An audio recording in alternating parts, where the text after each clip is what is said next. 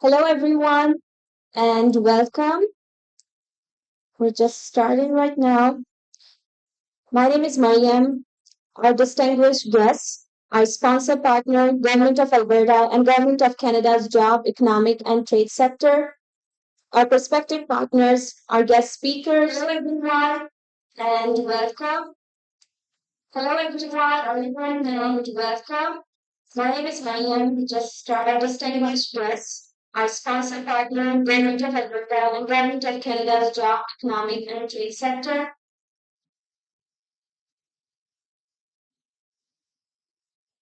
That's all just repeated. Okay. Our guest speaker and panelist, Dr. Zara Nazari, Erica Bino, Lutzi Baiza, and Sam Rahil.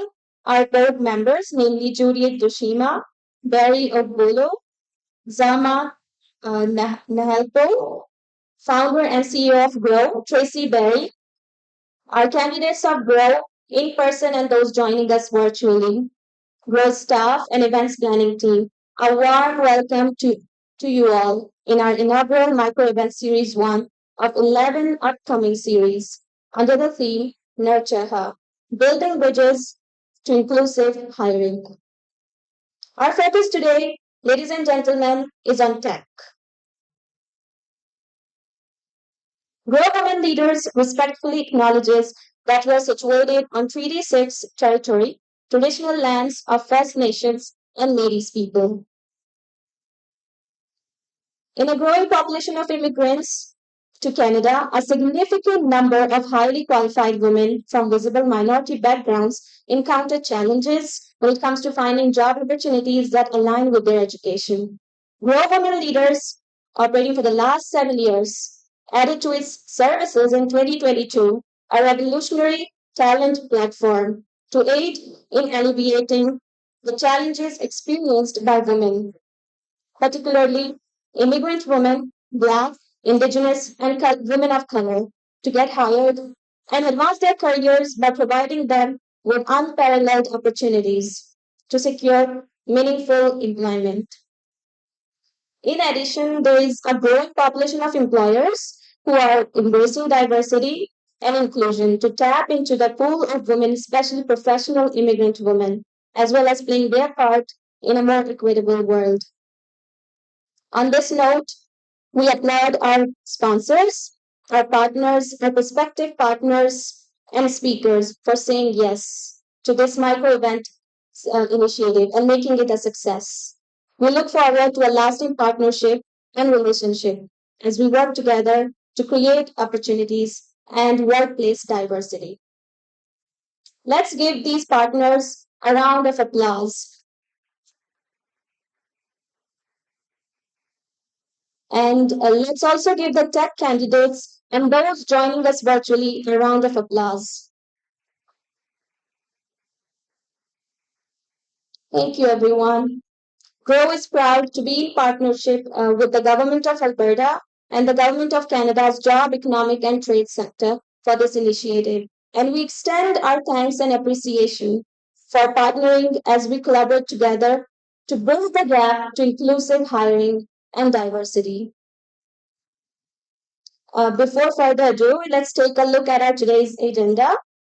The format is as follows on the screen. Just a few housekeeping matters before we start. The bathroom is through the entrance door, down the hallway, and to your left. And however, our team will be very happy to help you and assist you. And questions will be taken at the end of each presentation. We ask that you raise your hand and proceed once acknowledged, and state your name and your organization, or if you are a candidate. Grow Cafe is open on your right. If you must move to make a purchase, we ask that you do it as quietly as possible. And I would like to let everyone know that today's event is being recorded, and we request that all of you have your phones muted as well. Thank you, everyone. And at this time, please turn your attention to what Grow candidates say.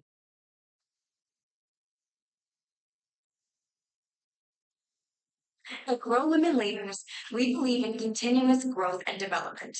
That's why we provide access to comprehensive resources that empower women professionals and support their ongoing growth. From skill building workshops and online courses and career coaching, we provide a wide range of resources to help you enhance your expertise and stay ahead of the field. The career coaching provided by Grow Women Leaders has been a game changer for me. I received personalized support and guidance that helped me navigate career transitions and make informed decisions. I'm now on a path to success that I never thought possible. Through Grow Women Leaders, I gained access to valuable online courses and help that helped me sharpen my skills and stay updated with industry trends. It gave me the confidence to take on new challenges and advance in my career. At Grow, I got hope, belief, and growth. So thank you, Grow. What Thank you everyone for watching. It's always good to share gratitude. And now, without further ado, I welcome our founder and CEO, Tracy Berry, to the podium. Ladies and gentlemen, please welcome our nurture and growth inspired Tracy Berry.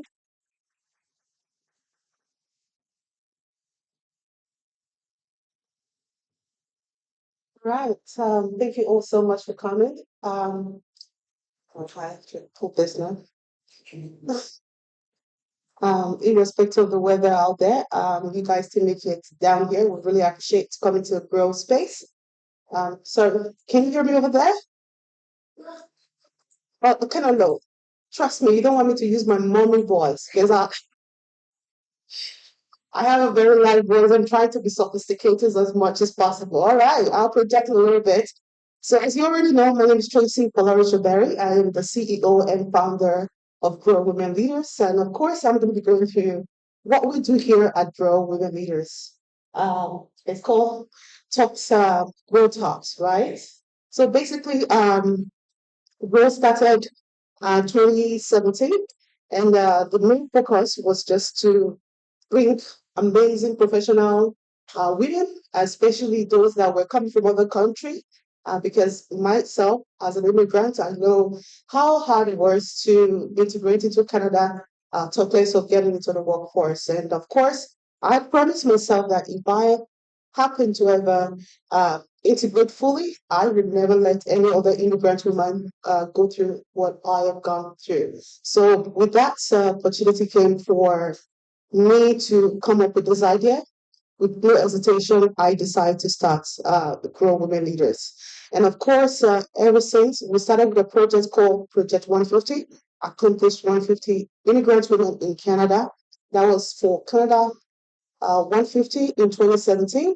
The goal was to gather the research from women that was already successful as an immigrant in the workforce, being it a manager, being it an entrepreneur, being it a director. Just gather their story, ask them, what did you do to get to where you are today? First, using those stories to inspire upcoming new immigrants. And of course, when that story was done, we had published a book. And of course, the story just began.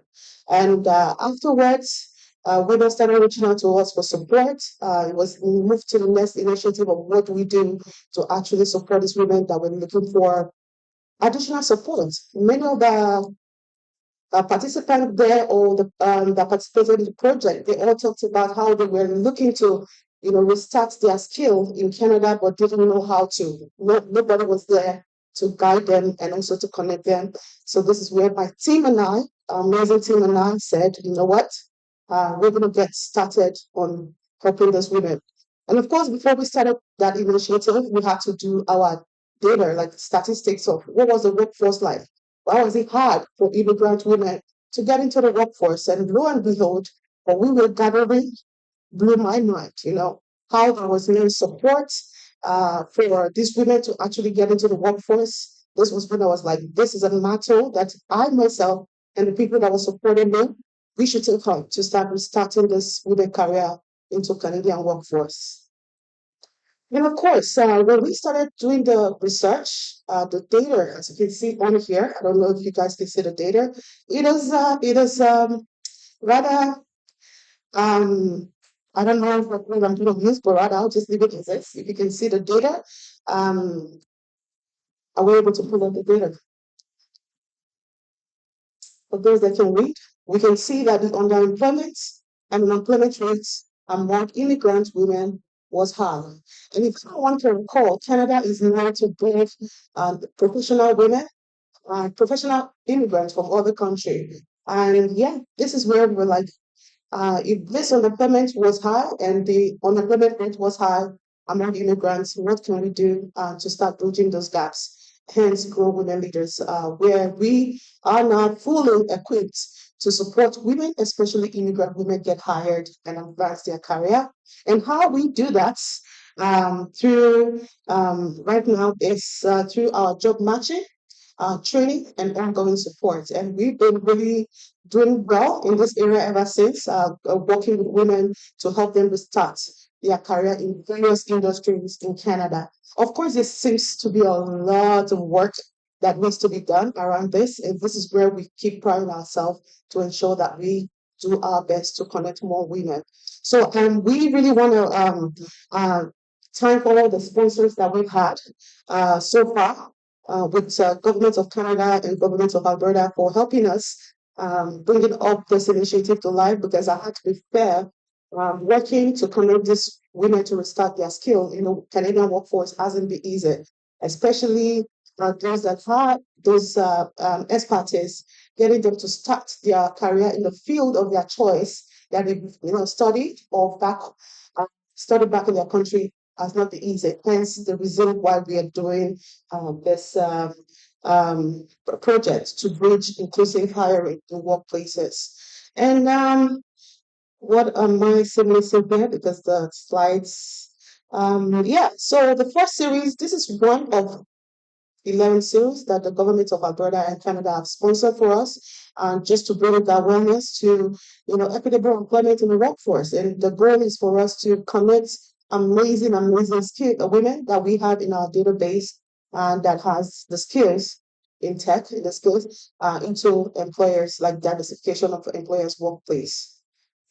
So for those, what we pride ourselves in after winning like multiple awards in this area. It's EDIA, which stands for Equity, Diversity, Inclusion, and Accessibility. That is what my expertise is in this space. I'm also the career strategist, and we're the heart of the recruiter as well. So that's really much what we have to do. During with this project, we have the largest database of immigrant women in Canada. We're still growing it.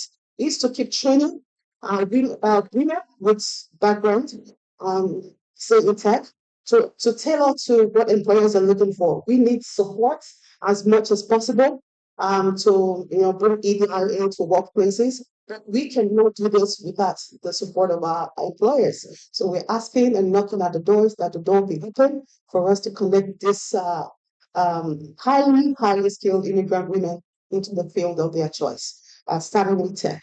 So that's pretty much I have.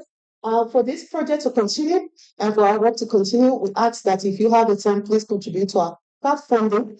The link is going to be up there. Use it, click, share it with people because we feel, in as much as we do a social enterprise to raise all the money that we need, additional support is also needed. So please, if you would like to continue, please to continue what we do here, do use the link to support our crowdfunding. We'll greatly appreciate it. With the support we get, we are going to be training more women. We should have a lot in our database currently waiting for training. And afterwards, they'll be ready for connection. So that's it. And I want to thank my amazing team for making this possible. Of course, it takes two to tango. It takes a village to raise a child. And these are all my team. Please give you a round of applause. All this flexible. So yes, the other one making the magic here, they're more online and internationally working for us to make this country. And the last but not the least, we want to thank our partners in this initiative, which is the government of Canada and government of Alberta for making this possible. And without them, this would have not been possible. We need additional support which is now working with employer to ensure that they are building bridges to inclusive hiring in their workplace. So with that said, thank you so much. I would like to call back Mary back to the stage to continue. I hope you guys had, if you have any question, you're going to be seeing our team, walking around. And for those application for the next cohorts, working with tomorrow event is going to be starting November 1st. Please do register for that. It's a 6 weeks process that we use in training women and connecting them to the workforce. So before you go, ensure that you apply for that. Enjoy your stay, and please, if you have any question, do not hesitate to ask us. Thank you very much.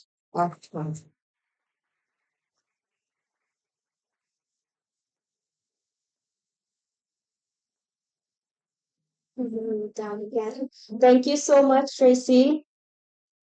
And now it's time to hear from a very special guest who has a list of incredible work she has done. And they are a postdoc fellow, the Department of Engineering, Electrical and Computer Engineering at University of Alberta, an ambassador for Afghanistan chapter for Women in Tech Global Movement, supporting Afghan women in digital empowerment under the Taliban regime. They completed their PhD in Japan and initially joined Kabul Polytech University as an assistant professor. They have also served as an executive board member for the Afghanistan Telecom Regulatory Authority, where they developed a national strategy to close the gender digital divide and develop regulations for the telecom sector in Afghanistan. So, ladies and gentlemen, please welcome Dr. Zara Nazari, our special guest speaker for today.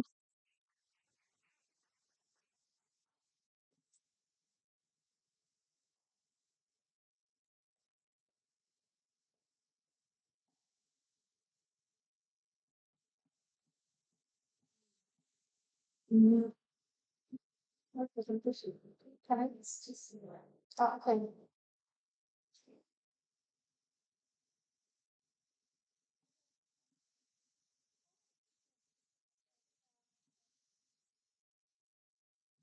Hello and welcome. Uh, Before we start, I just want to express my sincere gratitude for your presence. Your time is valuable, and I'm really thankful that you have chosen to invest your time to learn more about this crucial subject. And over the next 30 minutes, I'm going to talk about building bridges to inclusive hiring in technological sector or tech industry. Slide. Okay, I want to start with a famous quote from Simone de Beauvoir, a French feminist and philosopher. Representation of the world, like the world itself, is the work of men. They describe it from their own point of view, which they of course, confuse with the absolute truth. So I really like this quote from Simone de Beauvoir, and I hope you also like it. My name is Zahra Nazari, and I'm originally from Afghanistan. Currently, I'm the Woman in Tech ambassador for Afghanistan, and also I'm working as a postdoctoral fellow at University of Alberta. And at the same time, I'm the chairperson of the IEEE Afghanistan subsection. Before immigrating to Canada, I was working as an executive board member at Afghanistan Telecom Regulatory Authority, and at the same time, I was as assistant professor at Kabul Polytechnic University. Just like this.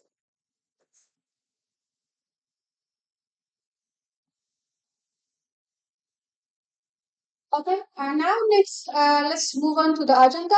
First, I'm going to talk about the current state of the tech industry, benefits of the inclusive hiring, challenges and barriers, government roles, recommendations, benefits for the government, and then I'll conclude this presentation.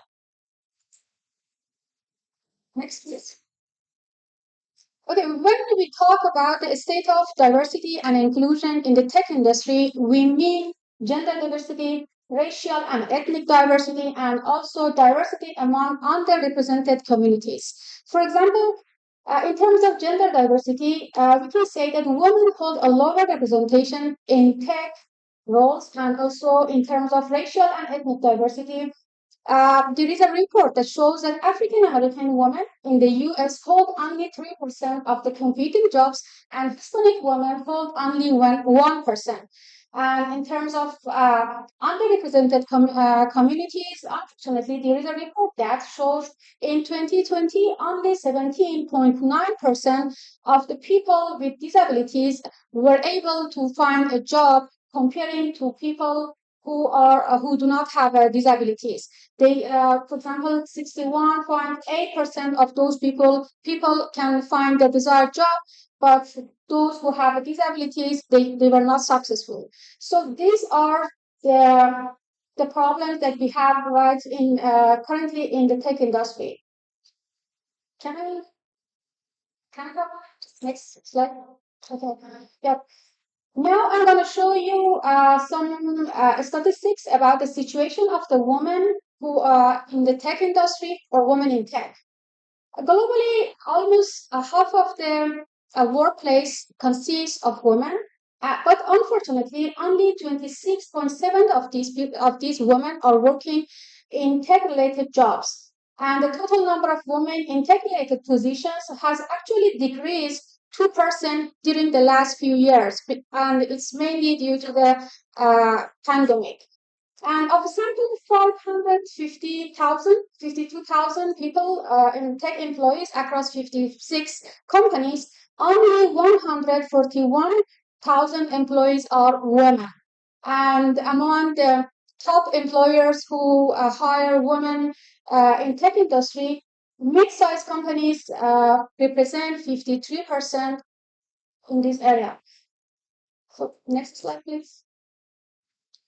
In this chart, we can see that in the big tech companies like Amazon, Facebook, Apple, Google, and Microsoft, almost 50% of the employees are women, but a small percentage of them are working in tech-related jobs and also in leadership jobs. So it shows that we have this problem in big tech companies, and it's almost 26.2%. And also 83.6% of technology companies operate with unbiased hiring and training practices. And it also shows that there is a report that over three-quarters of tech companies have established pay equity policies in the workplace. Next slide, please. And regarding the payment or wage gap, we can say that almost all software engineers who are women, they receive less than men. And it's like 0.93 cent for every dollar that men in the same field make.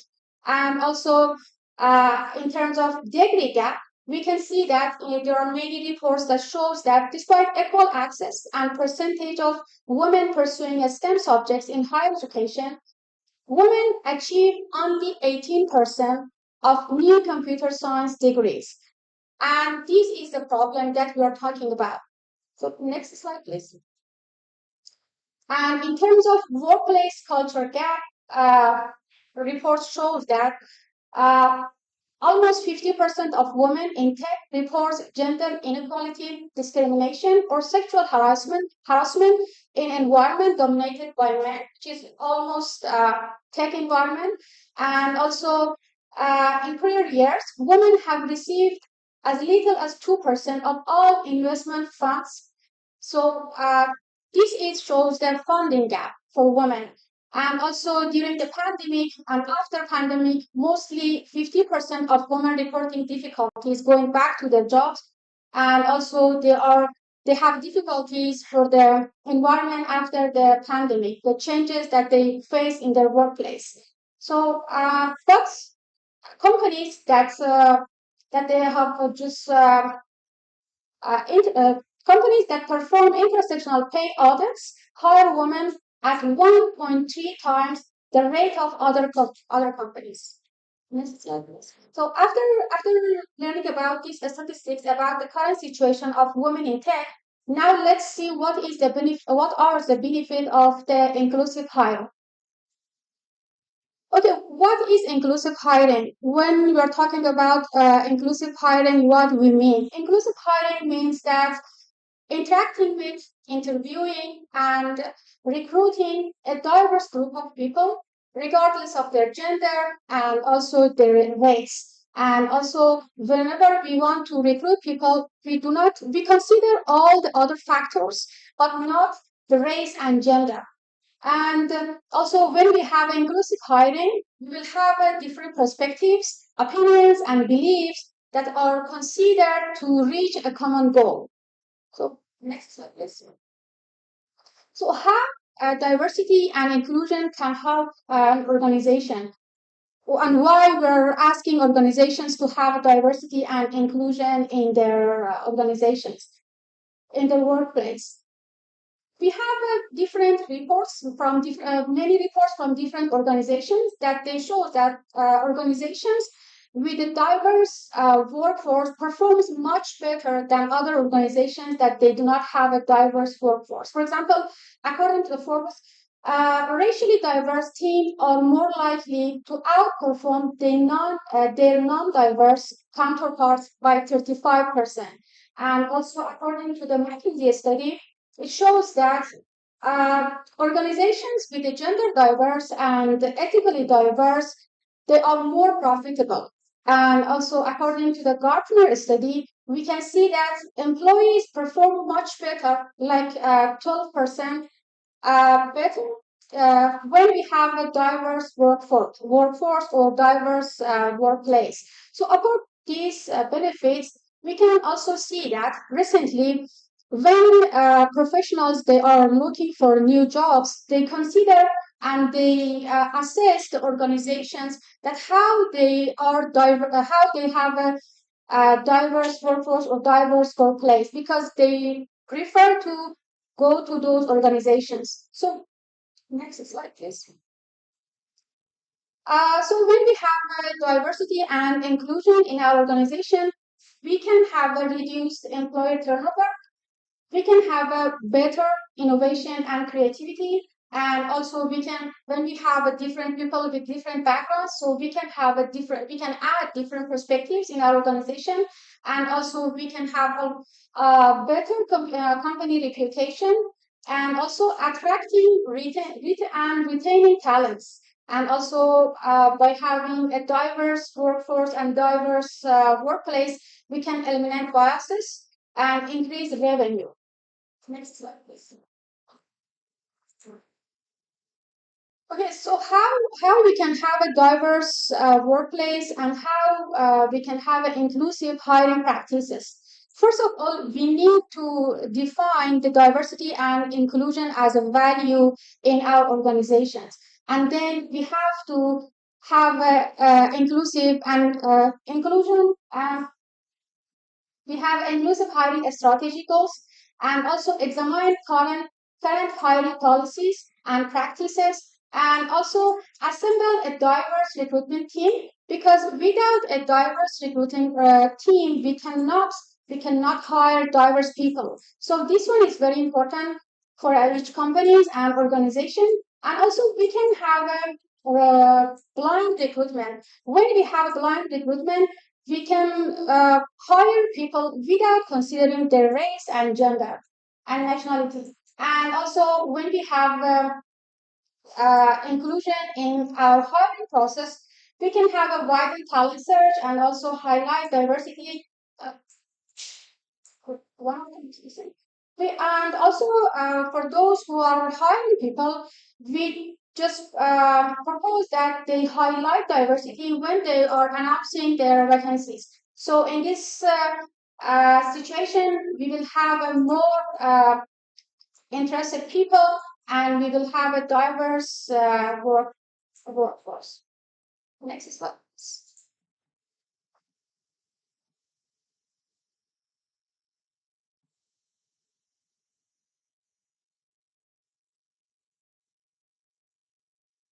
Let's see what are the challenges and barriers to have an inclusive hiring. Uh, for inclusive hiring, when we examine workplaces, Still, we have unconscious biases. For example, when we receive different resumes from different people, mostly hiring managers or recruiting team, they prefer to call back the resumes with a male name. And this is one of the unconscious biases that we have in all organizations. And also, we have a few female candidates. For example, whenever we announce a position, women they think that we are not enough for that position. So because of that, uh, maybe we have enough experiences and enough knowledge, but we are not applying for that position. And also, the other reason is because we don't have opportunities to teach uh, tech related subjects, or maybe other subjects that are necessary to those who are in remote areas. So in this case, we cannot have enough female candidates. Next slide, please.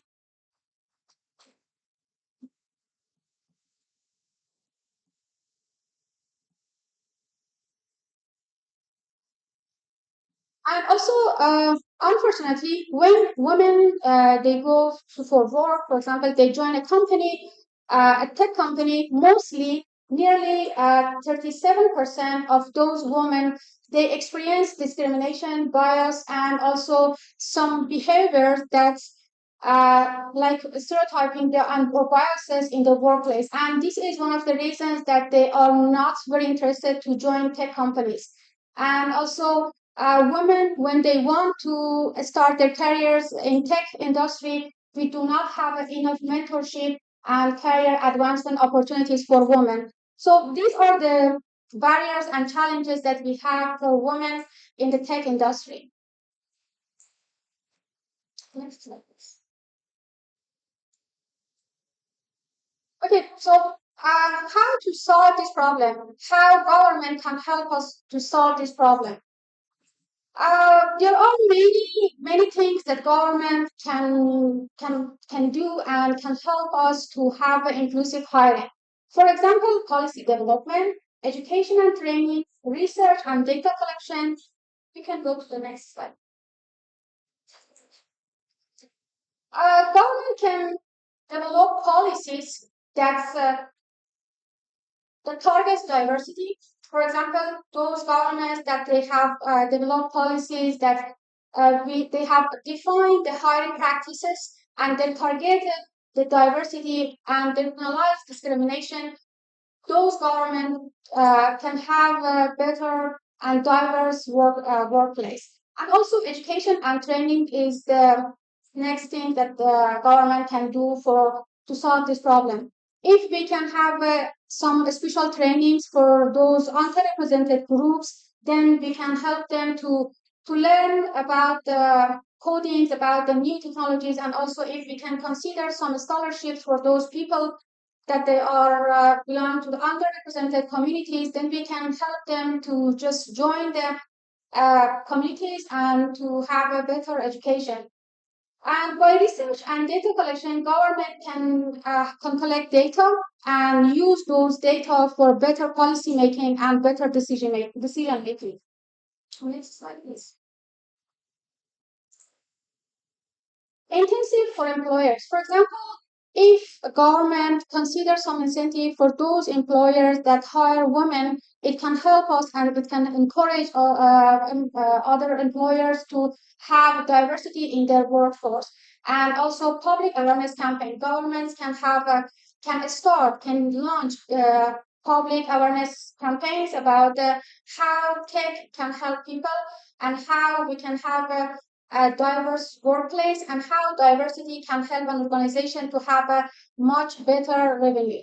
And also support for diversity initiatives. When we have a diversity initiatives, so without the support of government, we cannot promote, we cannot work on that on our goals. So if we can have support from the government, we can perform much better. Next slide, please. Inclusive procurement. For example, when the government want to award some contract for the companies for private companies, they can consider the diversity in their workforce and they can award the contract to those that have a diverse workplace or diverse workforce. And also they can have regulation and oversight. For example, governments can, after developing policies and after uh, having regulation, special regulations for the diversity and inclusion in the workplace, they can oversight. They can have audits, for example, at regularly audits with regularly audits and also reporting requirements. We can check, we can examine all those organizations, and with partnership, for example, governments and educational institution or maybe some industry leaders, they can put together everything and making and in partnership they can have a better policies and also they can have a better regulations for the hiring in the tech sectors.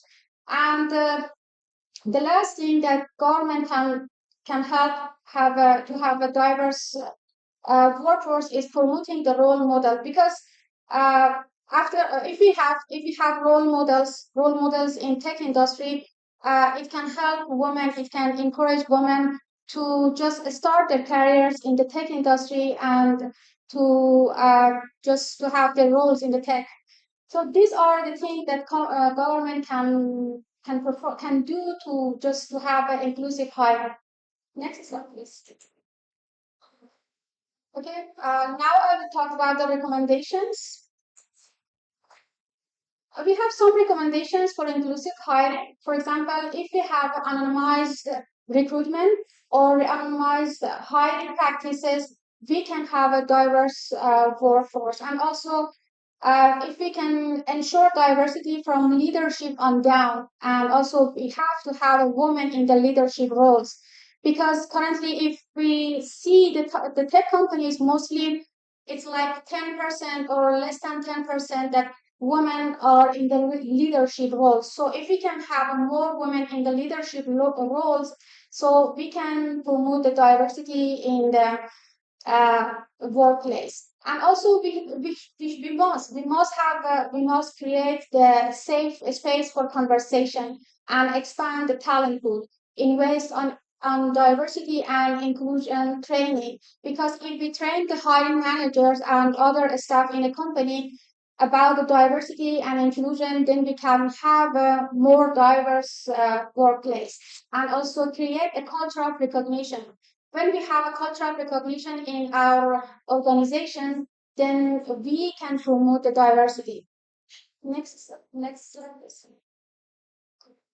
So inclusive culture, diversity metrics, employee resource groups, flexible work arrangement, because you know that women, they are responsible for many things, and without flexible work arrangements, we cannot help women. So if we focus on these things, we can have a better and diverse workplace, and also equal pay. Mostly women do not enter to the tech fields, to the tech area, because most organizations, they don't want to pay equally to women and men in the same position.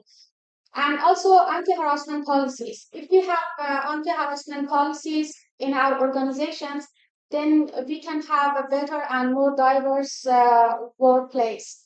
And also community engagement. Community engagement in each organization can help us to reach this goal, and also the transparency. When we have transparency and when we have to report about our hiring, about our payments, so then we will consider the diversity and inclusion in our strategies and also in our performance.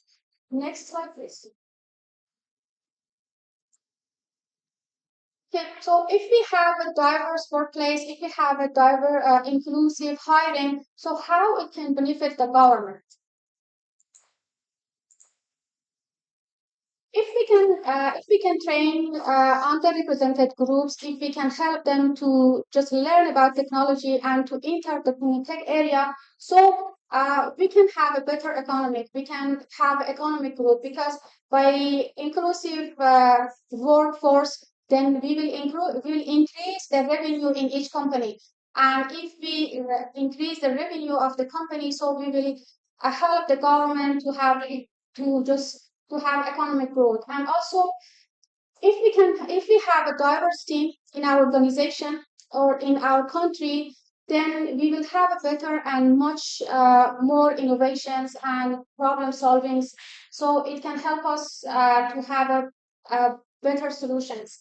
And global competitiveness. When we have a diverse team from different backgrounds with different perspectives, of course we can have a better solutions, and of course we can have a success in global competitiveness. And by having educated women and do more women in the tech industry, we can have more female candidates that can work for the companies. And now, because now we have a shortage in the tech staff, and after having training and education for those women, we can solve this problem. Next slide, please. And by considering the skills gap, we can we can just have we can arrange some programs, some special programs for people. After that program, then we can have a reduced skills gap, and this reduced skills gap can can help the government to have a better environment. And social cohesion reduce welfare costs, because if we have a more women, or if we have a diverse group of people in the tech area, then the welfare cost of the government also will be reduced. And tech accessibility. Inclusive hiring encourages the development of technology that is accessible to a broader range of people, including those with disabilities. This aligns with government goals of promoting accessibility and equity. Next slide, please. And finally, with the inclusive hiring, we can have a diverse perspectives, and also we can have a better global image. And also we can have a talent retention and legal complaints. Next slide, please. Social progress is another benefit of the inclusive hiring for the government and public trust, because when we have a diverse group of people in the government or the other organizations, we can have the public trust and also the long-term sustainability. It shows that we have many reports and we have many research results that show the diverse group can help us to have a long-term sustainability. Okay, conclusion. So now I'll just conclude this presentation. Okay, so we talked about the challenges that we have currently in the tech area. We talked about the percentages of the women in the tech fields, in the tech industry, and we saw that how the percentages are small, and how we need to promote the initiatives for women to just upskilling, reskilling women, and also to help women uh, to start their education in STEM fields and to start their careers in the STEM. Because in these fields we can have a better salaries, we can have a better life. So with these kind of initiatives, with the diversity and inclusive hiring, we can have a better society, and we can have a better welfare in our society. And also we can have a economic growth in our society. So if we just continue to promote this inclusive hiring, of course we can have a better results in our work and also better performance in our companies. So these are the benefits of inclusive hiring. And that's thank you very much for your time. And I hope you can.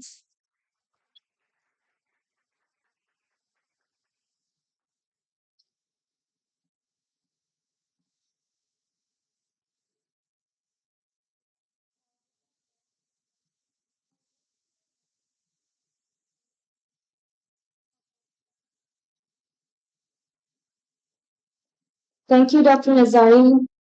It was a very detailed presentation, and I hope we get more women in the tech industry in the coming years and more role models for the young girls to follow.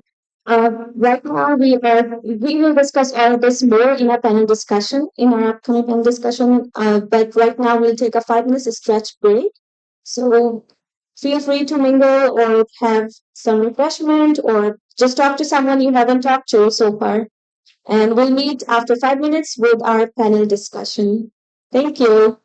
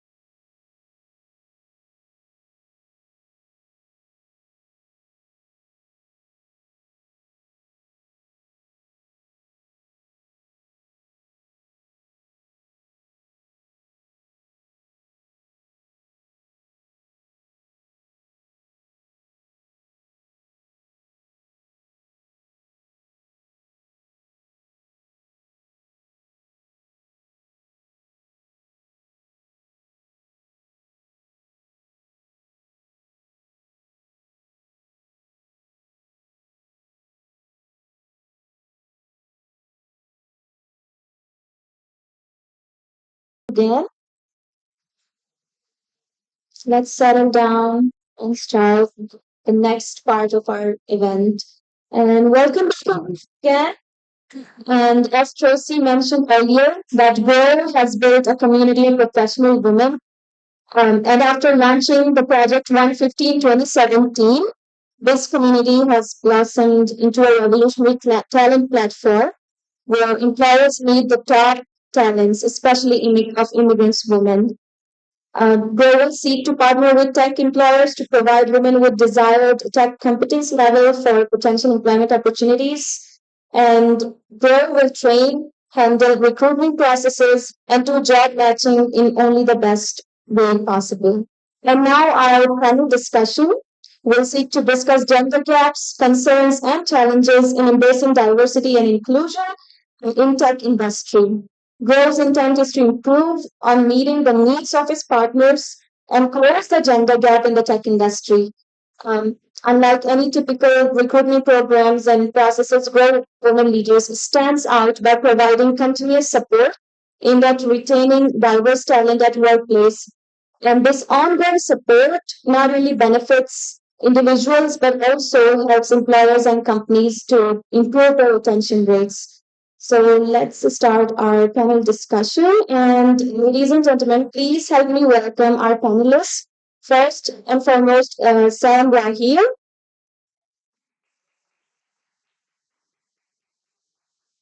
They are a seasoned entrepreneur, immigrant, and a strong advocate for diversity and flexible workplaces, particularly for women, with a remarkable track record of a three-time startup founder and serial entrepreneur. As a fractional chief marketing officer for startups and scale-ups, they have played a pivotal role in helping emerging businesses establish their marketing strategies, having generated over $6 billion in revenue for his clients.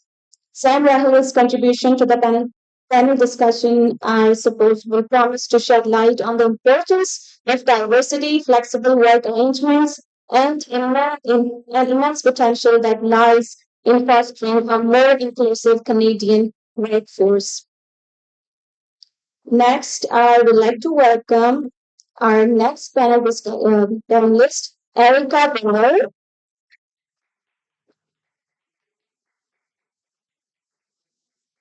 They are a human resource business partner with the people and culture team at Emmy, which is Alberta's Machine Intelligence Institute.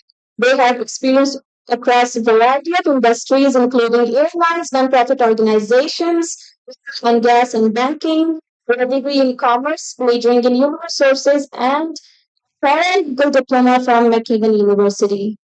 Next, I have on my panel Litsi Beliza, the co-visionary for Arctic Equity and Afro-descendant and Latin American women-owned and led international and organizational development cooperative specializing in equality-based frameworks. Lindsay has worked in the field of international education for the last 15 years, managing a variety of projects overseas, but primarily in the Latin America. They have a master's in Latin American Studies from the University of Chile and have completed a certificate in intercultural and diversity studies through the University of British Columbia. Last and not the least, I would like to call and welcome Dr. Zara Nazari. We had already introduced Dr. Nazari, and you have heard her talk about women in tech, but we'll be talking more in detail. Thank you to all my panelists here for taking the time to join this initiative and more so for being part of this panel.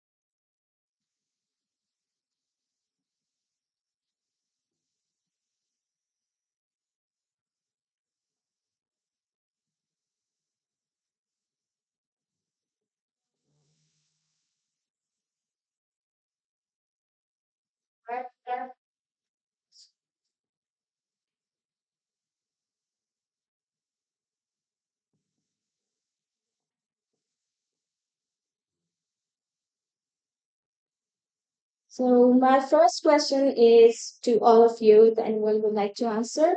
Um, Our research shows that more than half of the bachelor's degrees in tech are awarded to women, but women do not make half of the industry.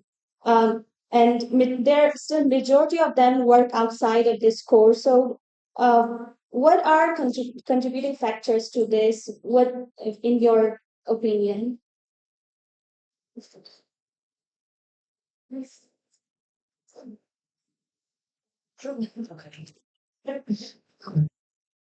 Hi, everyone. Thank you for coming.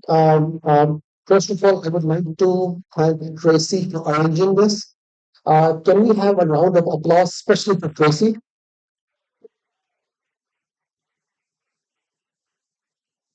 Well, diversity in the workplace, it's a very important but also very sensitive topic. The way I tend to talk about it is that, can you see the show of hands? How many of you cook at home?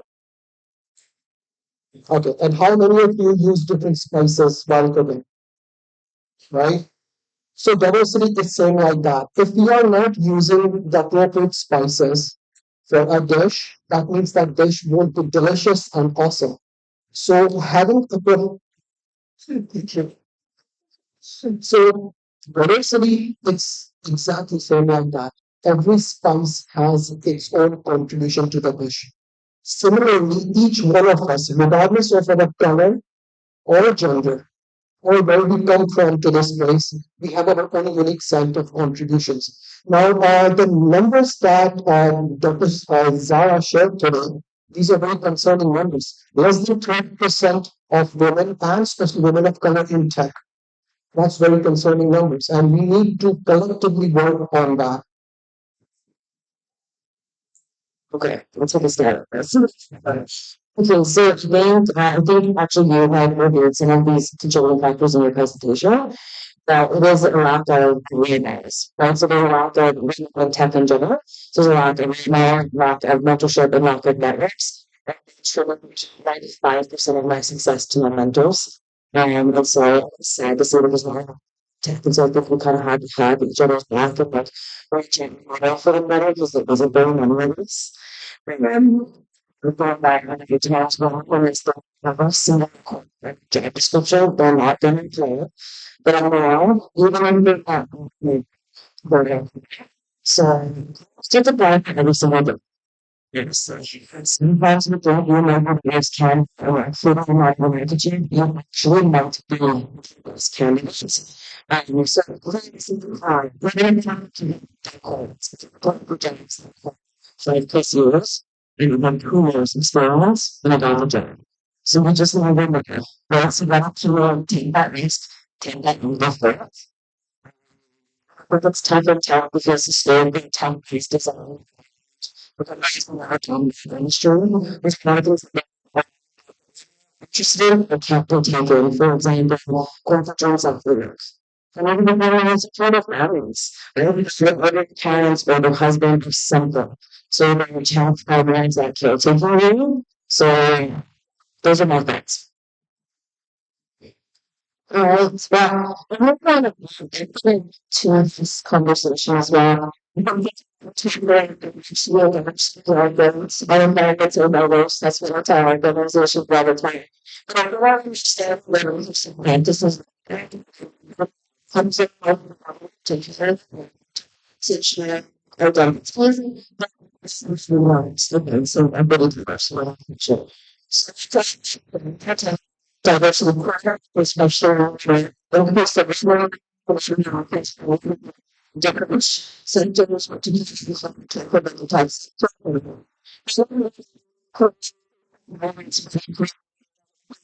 civil back my school. So I think those for those organizations that are actually staff up to so far. So this always that I think is very language. It's very interesting how organizations also suggest us that laugh for particular. Hello again. Same as other mentioned, I also think that mostly the gender biases and stereotypes that we have in the workplaces, especially in tech industry companies, and also the unlimited access to quality education, and also limited access to the mentorship programs and career advancement. So they are the reasons that we don't have much women in the tech industry companies. Even though they are educated, they have computer science degrees, maybe other fields, but they are not able to apply for those jobs, and they are not able to have the same qualifications maybe with some other candidates. Yeah, thank you. Thank you. Would you like to add something? So I would like to echo the point that the panel brought here is that uh, lots of women, especially immigrant women and women of color, they are sometimes overqualified for some of the jobs.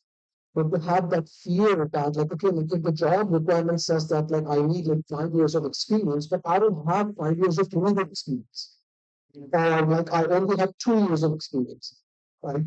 And you still need to apply even if you don't have all, or if you don't check all the boxes in the job listings. Because what happens was that lots of times HR guys, they have just a rich list of ideal candidates and they will just throw. That's very true. Yeah. And they will just throw it list right on the website. Right? We have been hiring in tech for more than 15 years now. And we have never, ever refused a genuine candidate who is not 100% on paper, but who can show that they can do that job. They have the skills for the job, right? So it is okay if you don't qualify on paper 100%. You don't have that many years of experience. You don't have that XYZ certification. But if you can do that job, if you have that skills to translate it, please apply for those positions. Thank you. And it's true that another statistics that I was looking at the other day, it says 25% of all of the, when we look at the tech industry, there's just 25% of women against 75% of men. So, yeah, we have to apply even if we don't take all the requirements. So, before moving to the next question, I would just like to let all our audience know that if you have a question, please have your questions with you and we take them at the end of the presentation or the panel discussion. So our next question is again for all of you, and it's about building an inclusive team. As some of you are employers yourself, how do you build inclusivity as employers in your companies? I think inclusivity looks different for every different organization. I think employees really need to have a good understanding of who their employees are demographically and to their needs. So that's why we got a strategy where I start a September survey or questionnaire to make sure employees are inclusive. So that's just with the organization. So we get this information. It's particularly valuable for that. We're seeing what's called organizations. So now there could be readers. Right. So it's just the time to truly better to care because mentioned household homes. Right, that's just the nature of society.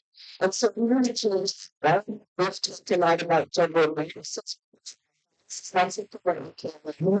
True, true, to make it inclusive as well to move this. I should organizations and want to bring since for example, which removes all to follow the characteristics from reservoirs.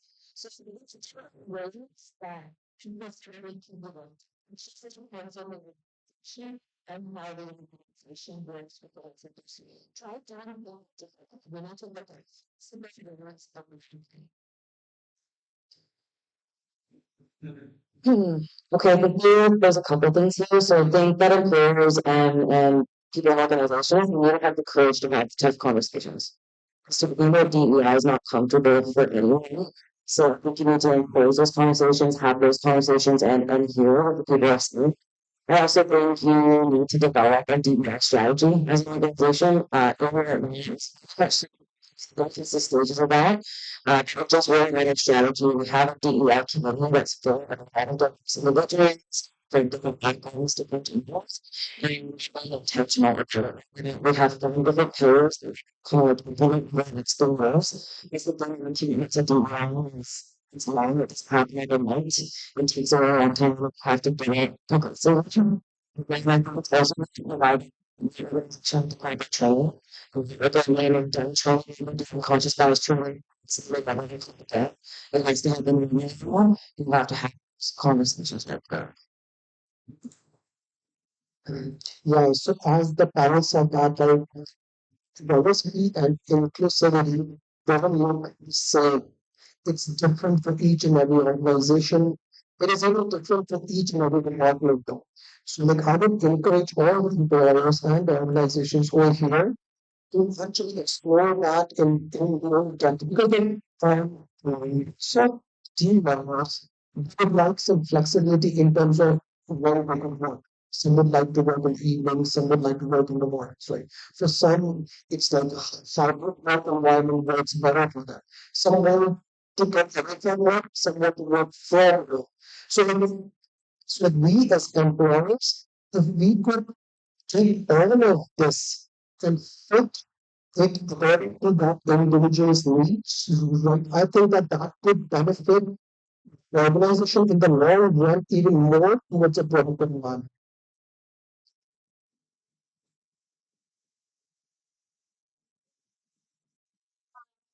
As other panel members mentioned, yeah, I also agree with the uh, training about the inclusion and diversity is very important for hiring managers and other staffs that are working in an organization. And also, I believe in blind recruitment because when we have blind recruitment, then we will recruit people, we will hire people without considering, without uh, just knowing about their gender and their races. So it can help us to have inclusive hiring. Thank you, everyone. And the end goal is again productivity. So with inclusivity, we want more productivity as well. Moving on to the third question, and there has flexible change in the perception and the respect of women, as we see in different organizations these days. That needs to convert into an increase in the actual hiring of female workers. So there is a noticeable gender gap. We still see that in most of the organizations across the board. Would you say that females are not up to the level as like it's a misconception that we have or most organizations have, and it's a bias or a cultural, a bias that still needs to be addressed. What would you say on this? Oh, most definitely. I mean, we see it across different industries, not just with women, but with variety of equity deserving groups. So I think that recommendation has to be intentional. If they want to advance equity, diversity, and inclusion, then it's need to have an action plan, an implementation plan with clear indicators. So this is the higher indicators. We're going out to these positions, trying to measure automatic rates. So we need to try societal and cultural norms. How can we do that? We're to create letters, right? With women who are studying in STEM careers, for example, women in different, you can just find in 10 relationships that are made up specifically of women. So reaching out to that. I think so far in the presentation I heard on scholarships to women. So In a way that we can reach out and change that culture more about how like how to do a certain copy or better than to answer the question about what women being on par, are they on par in terms of spirit or are they not to their male counterparts? So I think we have over the last 8 years, specifically in tech, we're just entering learning now. And in general, because the work in tech, for now, women are just as on par as men. For sure.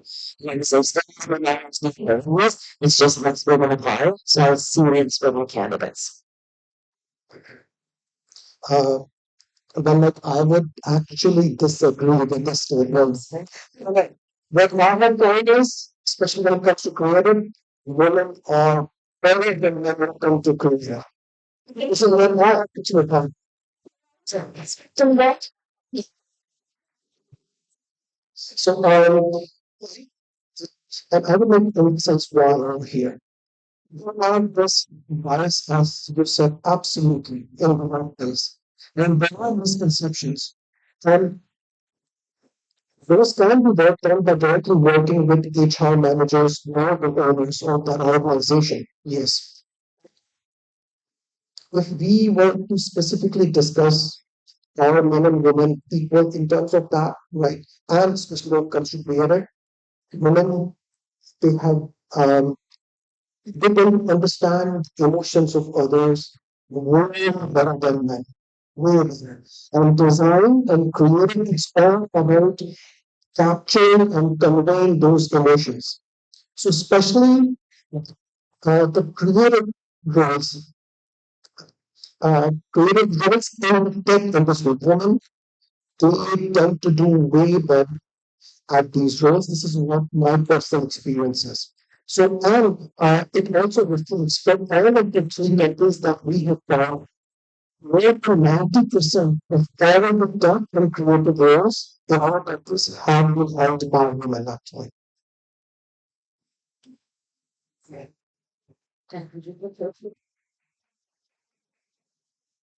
Uh, yeah, of course, totally agree with you because the reflection of the small being a small number of women in tech industry doesn't mean that women are not able to work in tech industry or to educate to study the tech fields.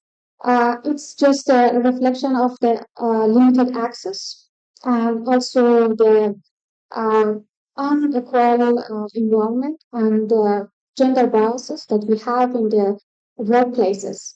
And of course, if we have a same situation, equal situation, we can see that women can perform equal or even much better than men in those jobs that will need creativity and productivity because women are detail oriented and they can perform better if we have an equal situation. Yeah. Thank you. Thank you. This was very interesting.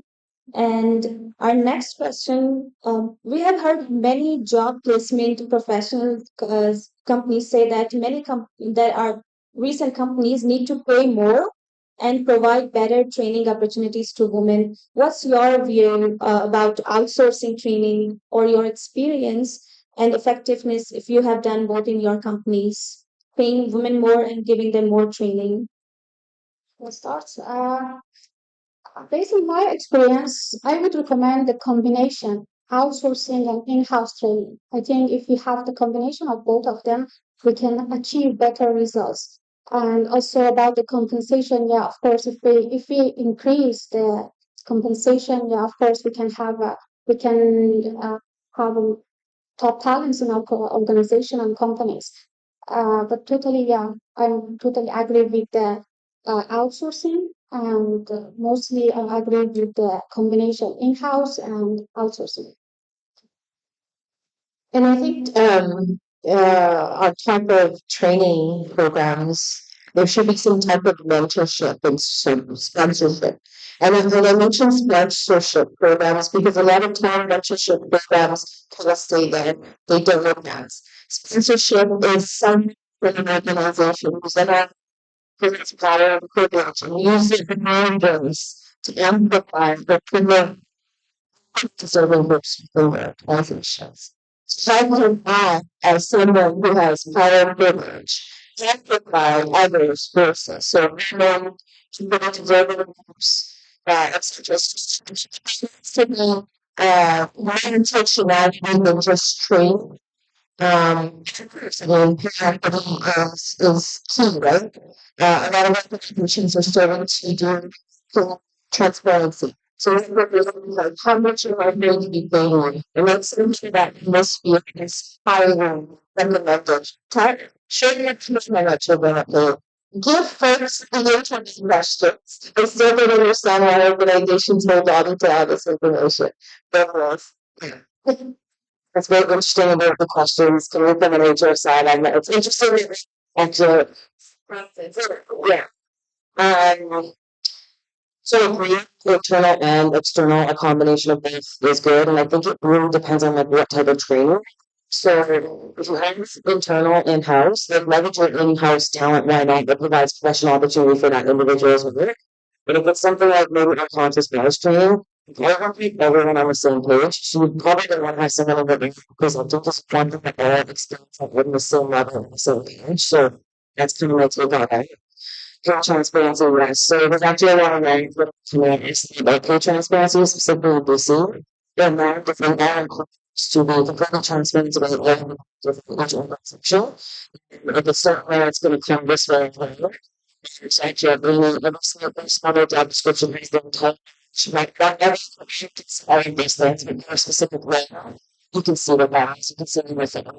What's interesting is we tend to talk about it it's interesting because we tend to yeah, but I just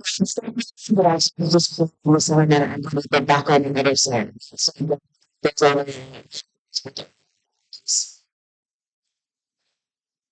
Yes, absolutely. Pay equality is good. But in my personal experience, what I have found is that especially for women, what's even more important than pay is flexibility. Flexibility in terms of where I can work, where I can work from, right? So uh, as an employer, you give your female team members that flexibility to feel like if you're going to work from 3 p.m. to 4 p.m., then your kids can work and working. I mean, actually, then they back to work. That's, that's more important for anyone than losing their pay by like few hundred dollars. Right? So that conversation doesn't just necessarily revolve around the dollars. It also involves around what sort of working conditions you are providing them, what sort of flexibility there, right? And I think that also should be built in like into all the advocacy work that we do, right? All the training work that we do, especially with HR, right? And especially with the business owners. The other thing I want to mention about flexibility is not just flexible working hours, but flexible days out. So, if you come from a particular culture, there's certain things that are more important to you. Like Christmas, for example, it's good Christmas, return to talk with the like Christmas spending accounts, especially spending accounts, especially for women. Maybe more things happen as we progress through our lives. So this practice this flexibility in different areas. I just wanted to touch on the flexibility piece because it's being talked about so much. And actually, a lot of women do leave the tech industry because of lack of flexibility. So we also need to be the cheerleaders at and say that that's what. I think I turned this off.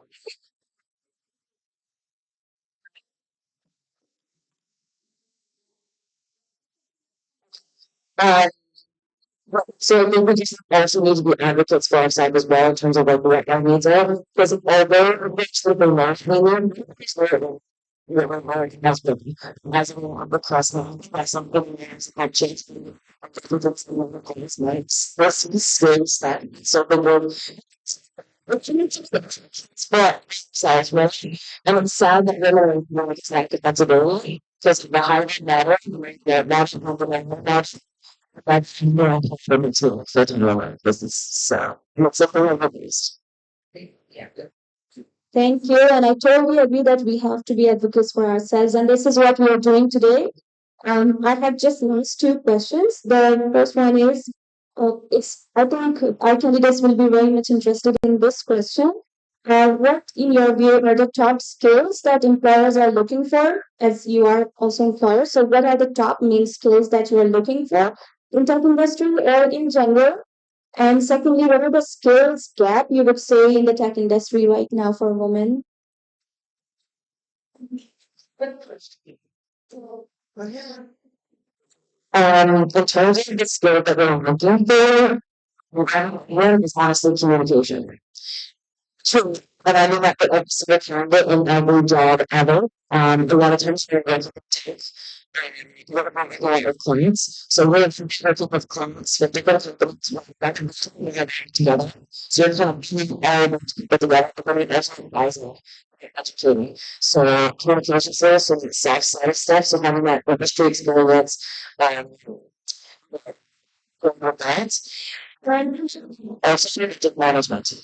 So, of course, don't get project management, even without everything. So, there's just more simple, or just teaches you the more first with how you can manage a way of teaching learning to like to keep people. And it's basically more of that, just temporary attention. So I second that actually, that the communication skills are the most important thing when we also look for candidate. One thing that is even more important than communication skills, it's the willingness to learn and grow at the speed. Tech changes, like, you're living around, you learn something like that, reality, and style, it's very, very actually. It's done. So make it a little flavor. So, and it's very actually easy on your toes constantly. You're constantly learning new things, right? So, when we are applying to top for jobs, and especially if you want to interview this, if you can mention few things in that interview, you will be good. One, tell them that like you have the ability to work with different types of people. Two, you're a fast learner. You learn fast. And three, whatever skills, whatever training will be required for the job, you're willing to do that at rapid speed. I just wanted to add something quick to that, and that's a really good point. Um, Chris, which one?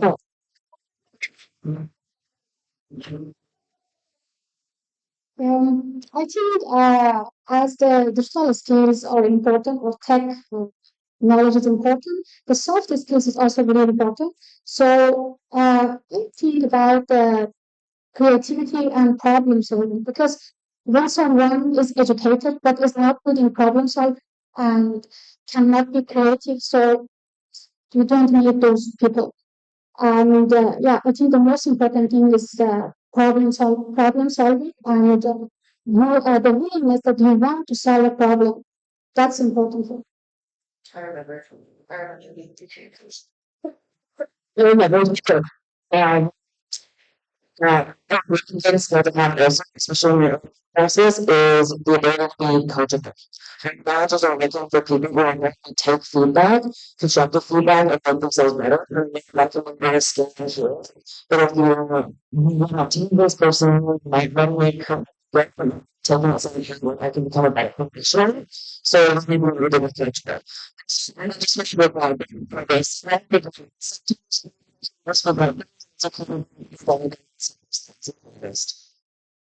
I think it's also important to note here that folks that come from different cultural contexts, no matter explain what it means to be professional, what it means to have good communication skills. I think it's also important that Canadian employers teach these cultural competency skills and tell them what is expected rather than folks out. Thank you so much. Those were really good points, and I hope our candidates have taken notes with them. Just the last question, or not really a question, it's just what is that one message that you would give to our audience about inclusivity in the tech industry? Just one last message for from each of you.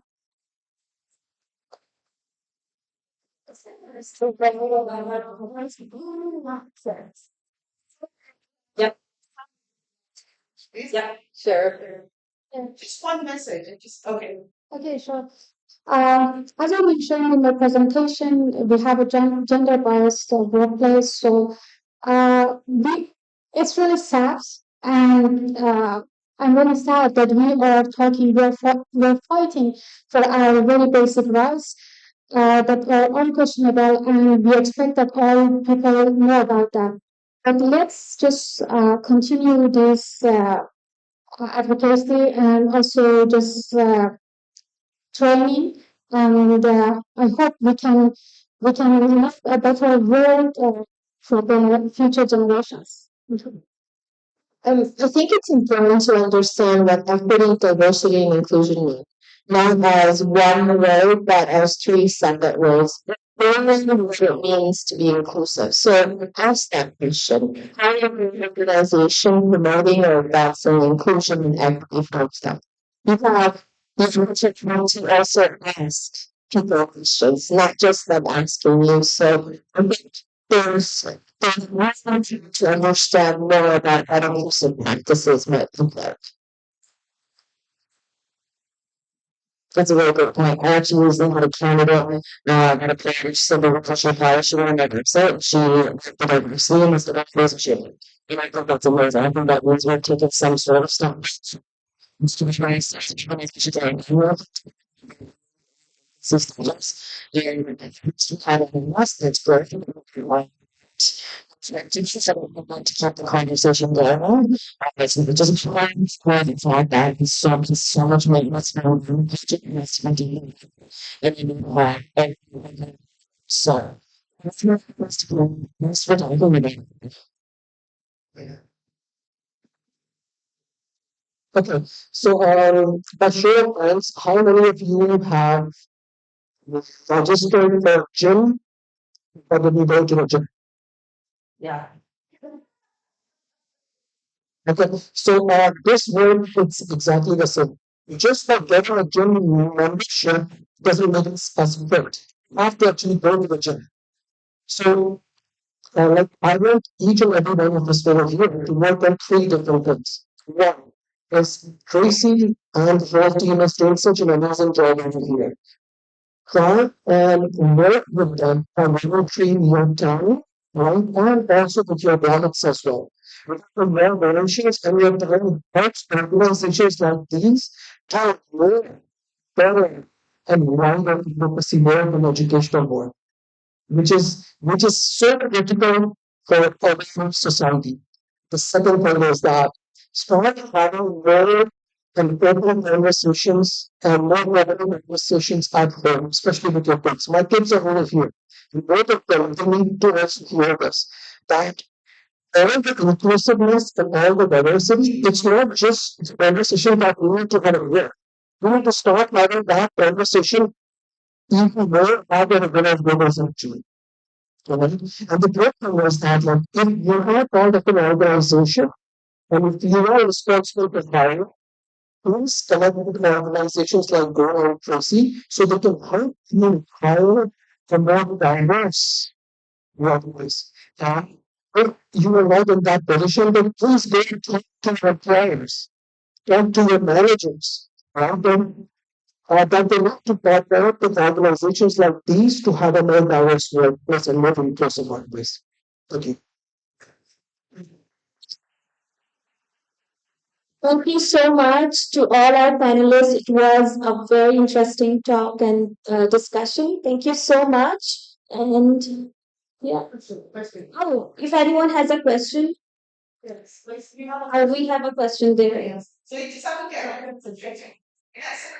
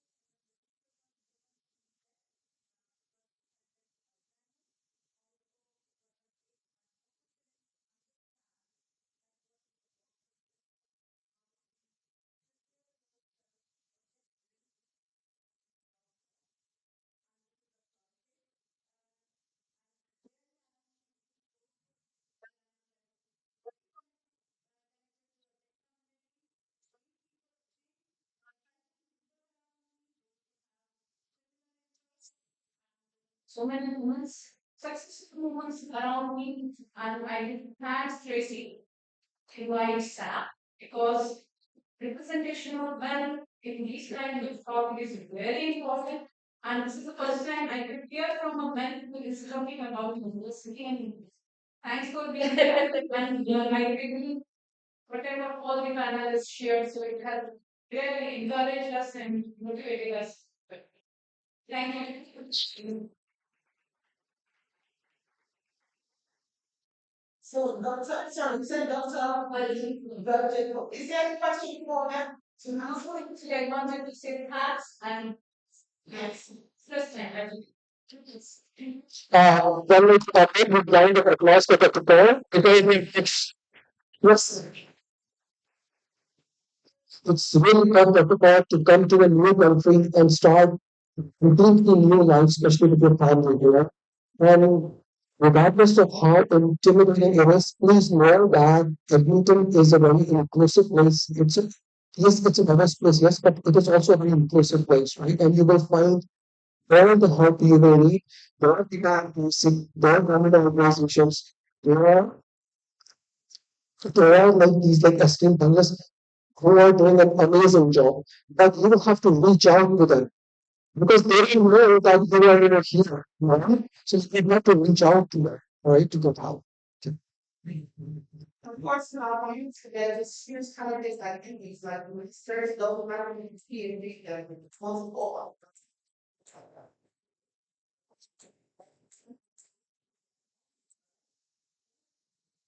Any other Well, that's nice. I think this person saying that doesn't get to be here. Otherwise, in my whole obligation. Sorry. So you're going to use the one.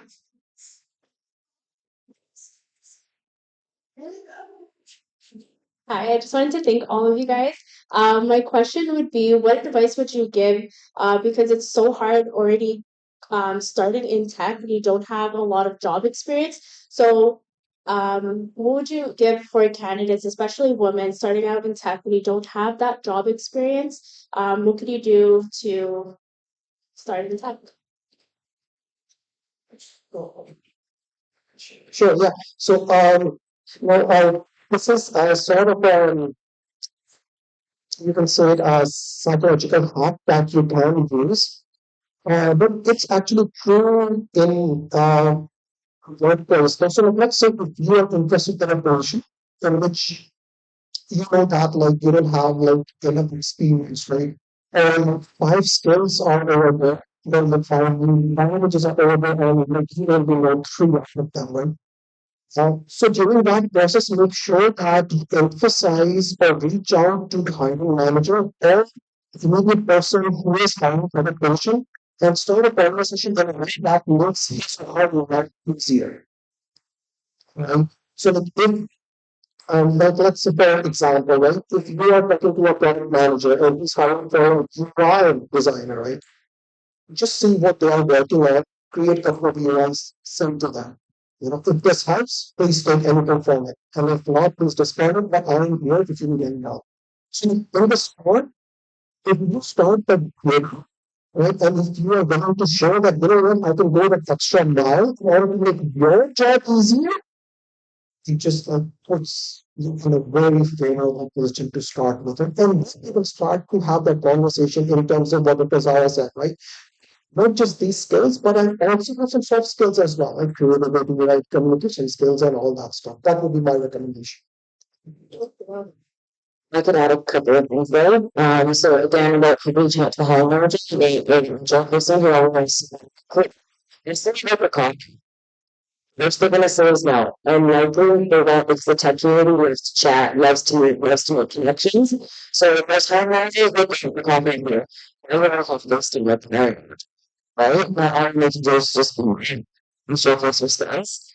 So if they're really good everyone has degrees of masters and PhDs, you need to jump outside and support them.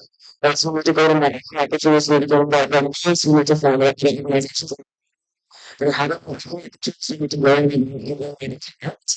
But I don't think that's a thing, right? Like, you're central and downtown, so you need to go to like, them if it doesn't mean you're down. So, Thank you. One more question. Yes. One over here.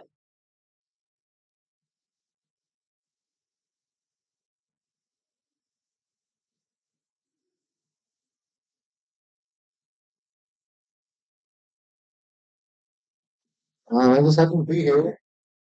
Well, my name is Mark. The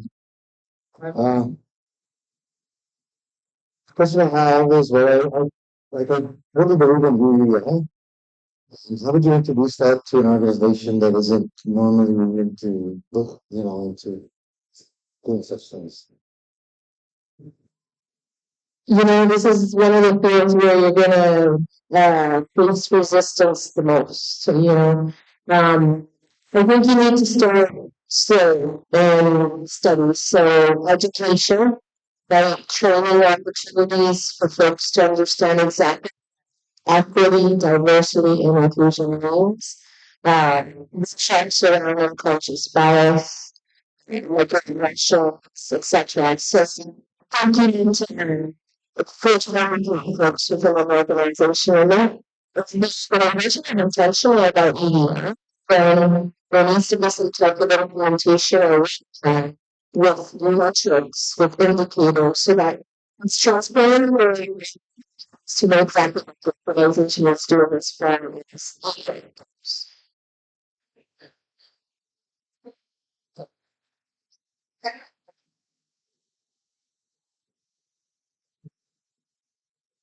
So, now, that would absolutely, that's the way to go for bigger organizations.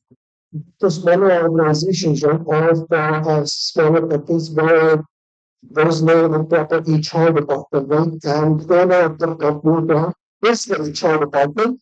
To someone like that, if you can start the conversation by just saying that, what, if you want the best resources, then you need to expand who you are looking at.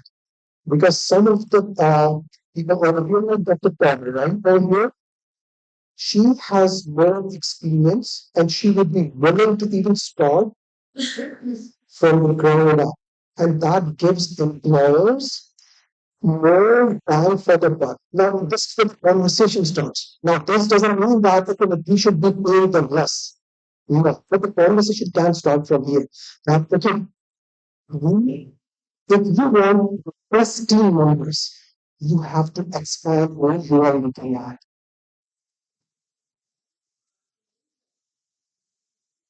Yes.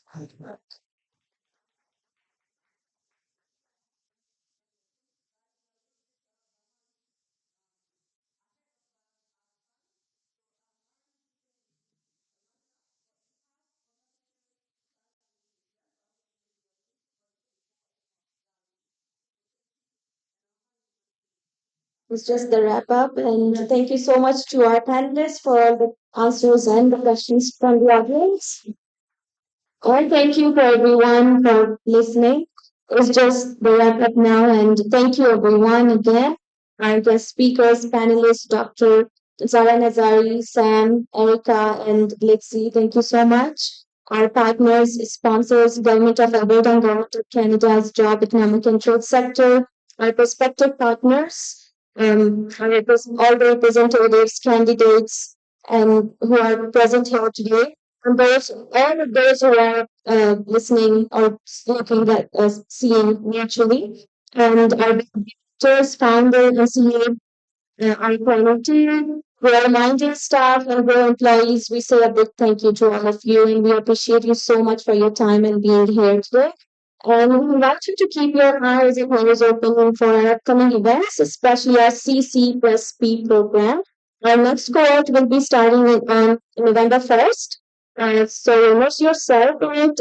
It's a transformative journey dedicated to your professional growth. And with our CC plus P program, we are passionate about championing diversity, equity, and inclusion in the hiring practices and processes as we discussed these today.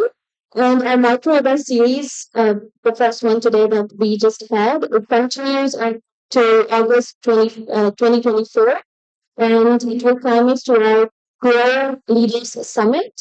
And we look forward to seeing you all in our summit in November 2024. And please look out for the details and on the Grow Women Leaders webpage and in your emails about the crowdfunding. As Tracy mentioned earlier in her talk, just to remind you all that our crowdfunding, you can join that and help grow women leaders, get women hired, and advance their careers. Your support and investment is really important to us and to build an inclusive future. Um, we have our QR codes up here, and we really value your feedback. So just please go ahead and scan the QR codes on the screen and let us know your feedback about the event. And please network with each other online right now. And this is all for today. And you were a really great audience. And thank you, panelists, again. And thank you, everyone. And have a great rest of your evening. Thank you.